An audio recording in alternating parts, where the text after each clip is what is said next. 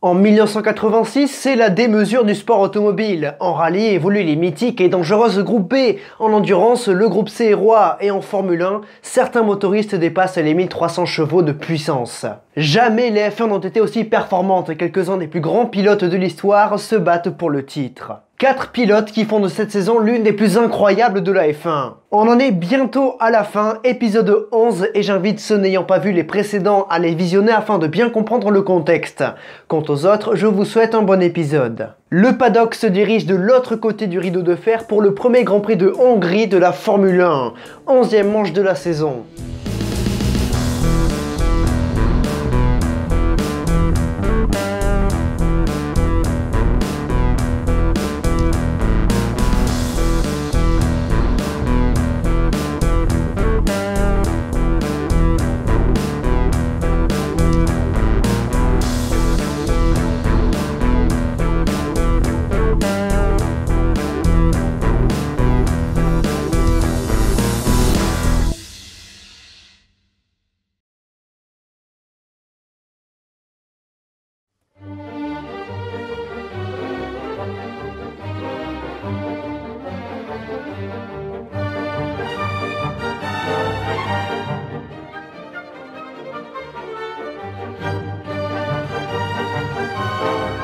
Cela faisait 5 ans que Bernie Ecclestone rêvait d'un Grand Prix dans le bloc de l'Est. En effet, en 1986, c'est toujours la guerre froide, et la F1 étant occidentale et capitaliste, c'est assez difficile de le mettre en œuvre. Bernie voulait d'abord une course à Moscou, mais cela n'a pas abouti.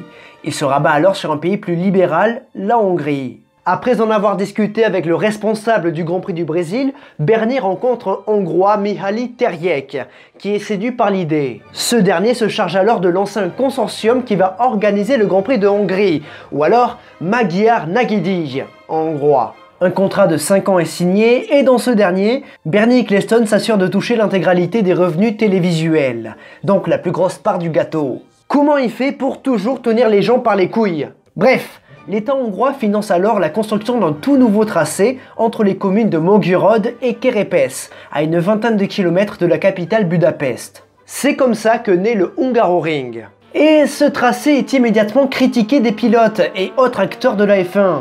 Sinueux, étroit, il ne correspond pas à l'image de la F1. Les opportunités de dépassement sont quasiment inexistantes, à moins de se jeter à corps perdu dans un freinage. Bref, pour eux, il n'a aucun intérêt niveau pilotage, malgré ses montées et ses descentes. L'architecte István Rapp ne doit pas trop apprécier, mais il sera vite rassuré. Bref, il y a malgré tout un bon point, les infrastructures. Bah quoi? Bah c'est toujours ça.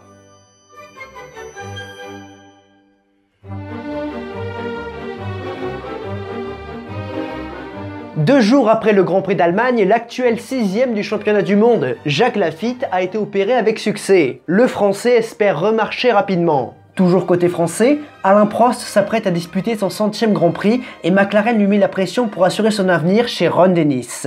Ron Dennis qui est passablement énervé après avoir appris le départ de son directeur technique chez Ferrari, John Barnard.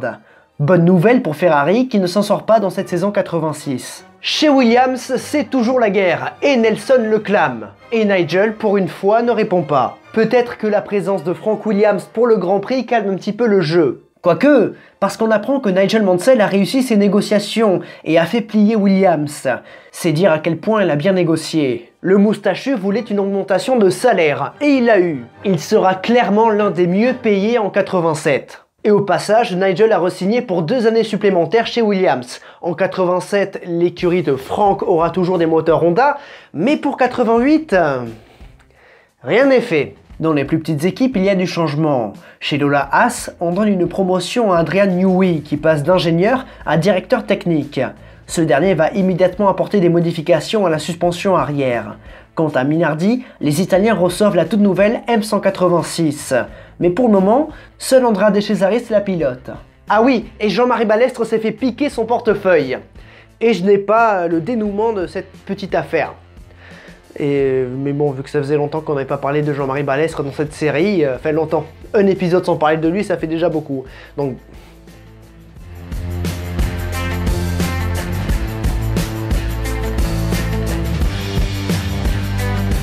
Les pilotes découvrent alors cette piste qui s'avère poussiéreuse. Assez logique vu que c'est neuf. Ayrton Senna réalise la pole position, mais aura malgré tout fait quelques figures avec sa Lotus. The track is very safe, so you know if most of the place. If you have a spin, you have runoff areas, so you try. And as it is very slippery, that means when you go just a bit over the limit, you are gone. You cannot recover from it, so the consequence of it is a spin. And so in 3 days I had 5 spins, which is a lot.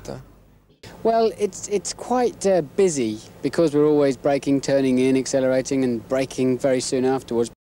Generally I like quick corners, so I don't like these slow corners, but anyway, it's no problem. Important is the circuit isn't dangerous, it's a lot of different corners, it's difficult to drive, it's difficult for the car, difficult for the tires and engines, so it's good. I'd say it's very, very demanding on the concentration of the driver because it's twisty, and I think the main straight is only 600 metres long, so it's very tight and twisty. Now, it's going to be a 2-hour race, that is absolutely for sure. Is that going to be hard on the cars? Maybe. I mean, we have trouble finishing 1.5-hour races, so maybe it will be for us. Derrière le poliste, c'est le carioca Nelson Piquet. Nouvelle première ligne 100% brésilienne. Prost et Mansell occupent la deuxième ligne et Rosberg devant son surprenant Patrick Tambay. Faut croire que l'arrivée de Newey se fait déjà ressentir. Johansson et Dumfries sont en embuscade pour les points et ont peut-être déçu de la performance des Benetton. Berger 11e et Fabi 13e. Les Brabham, elles, manquent de grippe. Malgré son ancien modèle, Nannini devance son équipier des Cesaris. Boutsen est décevant et Ghinzani bat les deux axes speed. Rottengatter et Berg ferment tous deux la marche.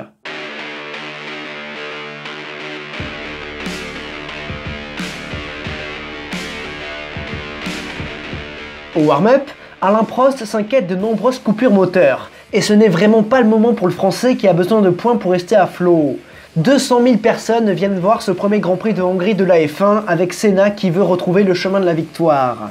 À l'image de Senna à Hockenheim, c'est Nigel Mansell qui prend un super départ et menace immédiatement son équipier au premier virage. Et il passe. Derrière, Patrick Tambay a fait également un départ de furieux et prend la 4e place. Sans oublier Jones qui est 6e. Mansell in second place, Nelson Piquet in third position, and one of the Lola Fords, Patrick Tambay, is in... Les 26 voitures évoluent sur ce circuit sinueux devant des milliers de spectateurs. Senna mène devant les deux Williams, Tambay, Prost, Jones, Dumfries, Arnoux et Rosberg. Les problèmes arrivent dès la fin du premier tour avec l'explosion du turbo d'Alan Berg. Senna creuse un petit écart tandis que Piquet passe Mansell. Derrière, Prost dépasse Tambay. Prost is ahead of Tambay. Jones is behind Tambay. There is Rosberg, Dumfries. Les premières erreurs arrivent et c'est Patrese qui doit renoncer. Piquet est encore une fois sur un bon rythme et revient fort sur Senna. Peu d'occasions de dépassement certes, mais les deux hommes savent que le premier virage peut être une opportunité. Ayrton se défend à l'intérieur, Piquet attend sagement. Les deux pilotes doivent éviter la Brabham de Patrese en train d'être péniblement enlevée. C'est l'entame du 12e tour et Nelson Piquet se jette à l'intérieur du virage 1. Très propre, Senna s'incline. Magnifique. Chez McLaren, on aimerait pouvoir en dire autant lorsque Prost rentre au stand et ne parvient pas à repartir. Problème électronique.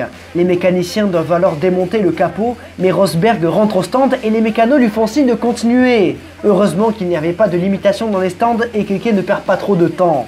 Prost parvient à repartir, mais abandonnera quelques tours plus tard. Encore une course difficile pour le champion du monde en titre. Piquet s'échappe et passe à côté de la Osella de Ghinzani. Senna est assez loin mais garde Mansell à bonne distance. Ce circuit met les pilotes à rude épreuve et Warwick fait une erreur. Patrick Tambay qui visait les points se retrouve dans une position ô combien délicate lorsqu'il cale après un tête à queue. Le Français parvient à repartir lorsque les commissaires le poussent.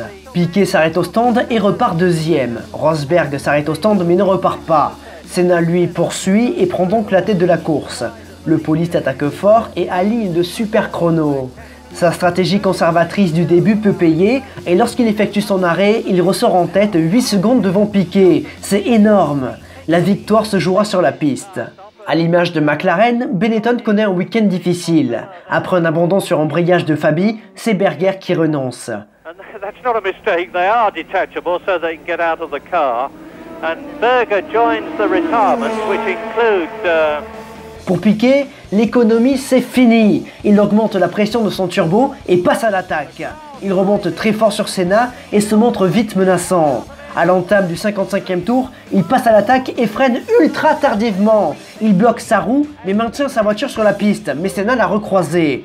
Nelson s'en veut de s'être bêtement fait avoir et retourne au charbon de tour suivant. Ce coup-ci, il y va par l'extérieur et fait un nouveau frein tard. Tellement tard que son arrière se dérobe, mais Nelson parvient à garder sa voiture. Senna est obligé de freiner et s'incline. La victoire est jouée. Il y a énormément d'abandons dans ce Grand Prix, notamment ceux de ténors comme McLaren. C'est une course de survie. À ce petit jeu, c'est Stefan Johansson qui tient la 4e place. Johnny Dumfries est 5e et espère que ça va enfin tenir. 6e, on retrouve Martin Brundle et sa Tyrrell. Tombé est 7e à la porte des points.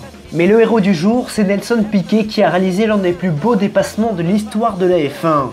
Il remporte sa 2e victoire consécutive, la 3e de la saison, et poursuit sur sa bonne lancée. Senna est 2e, Mansell est 3e à un tour de son équipier. C'est exactement le même top 3 qu'en Allemagne. Lotus peut lever les bras car pour la première fois, ils placent leurs 2 voitures dans les points. Le premier top 6 du comte Dumfries. Johnny Dumfries, a super drive, your first World Championship points, congratulations. How tough a drive was it for you? Well, it was quite a physical race because the conditions are very hot and it's quite humid here. And it's a tight circuit, there's not a couple of long straights that you can relax on like, let's say, Silverstone. And you have to concentrate very hard all the time because there wasn't a lot of grip on the circuit. And you put the wheel 6 inches offline and you're really in a lot of trouble. Well, you've got all our hopes, and if you keep up what you've done today, I'm sure you'll get a drive. Thanks very much.